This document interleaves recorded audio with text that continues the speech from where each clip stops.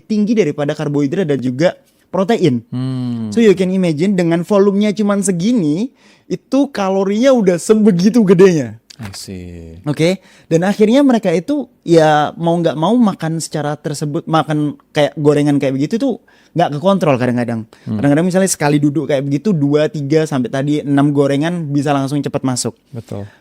Hubungannya ke jantung, trans fat yang tadi akan dirubah menjadi kolesterol. Oke. Kita kenal lah ya kolesterol dengan LDL, HDL, trigliserid, dan juga kolesterol total.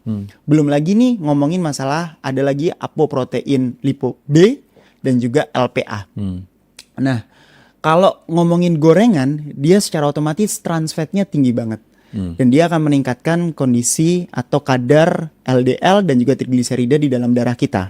Di mana memang LDL yang tinggi dan trigliserida yang tinggi itu sangat berkorelasi dengan pembentukan plak di pembuluh darah manapun. Sehingga menyumbat pembuluh darah itu. Iya, jadi ada satu konsep yang dinamakan dengan arteriosklerosis.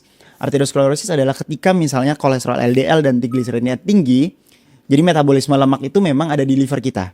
Jadi ketika memang dia tadi metabolismenya tinggi, termasuk dari makanan, maka secara otomatis LDL dan trigliserida ini akan dibawa nih oleh kendaraannya namanya ApoB. Dibawa nih ke pembuluh darah.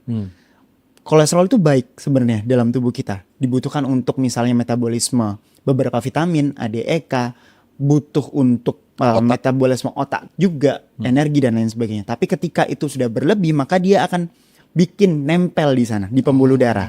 Ketika dia nempel di pembuluh darah, maka secara otomatis dia akan dianggap sebagai satu respon imunitas yang nggak normal. Jadi sel-sel imun akan datang ke situ, memakan nih kolesterol. Terbentuklah yang disebut dengan foam cell atau sel busa, sel foam. Sel foam ini lama-kelamaan akan numpuk nih di pembuluh darah. Akhirnya menyebabkan penumpukan di pembuluh darah. Oh, artinya yang menyumbat itu tidak hanya kolesterolnya, tapi juga foam ini karena respon Fagosit dari respon tubuh kita, kita. imunitas tubuh. Betul.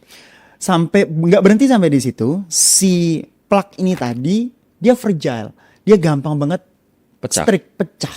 Ketika pecah, maka trombosit itu akan datang, terjadi trombosis, terjadi penyumbatan di situ.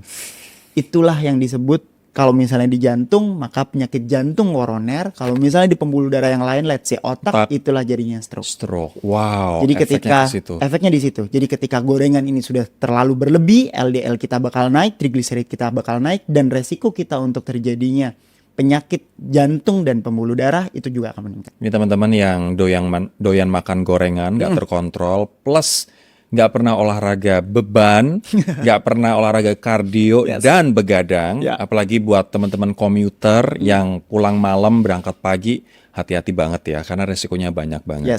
Itu tadi kita udah ngebahas soal dua, ya kan, jantung dan obesitas.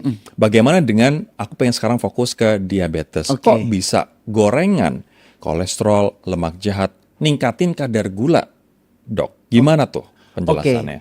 Jadi pada dasarnya kan tadi ya mas ya, jadi jangan dianggap diabetes itu hanya karena makanan manis doang. Betul. Karena semua makanan yang kita makan semuanya akan dirubah menjadi glukosa. Jadi kalau semisal bisa bayangkan tadi gorengan tadi ternyata lemak trans fatnya ternyata tinggi, maka intake kalorinya juga akan tinggi. Ketika kalori makan tadi tinggi, secara otomatis akan dirubah menjadi gula. Dan gula yang sebegitu lamanya, menumpuk sebegitu banyaknya, maka akan menyebabkan insulin itu nggak bisa bekerja dengan baik.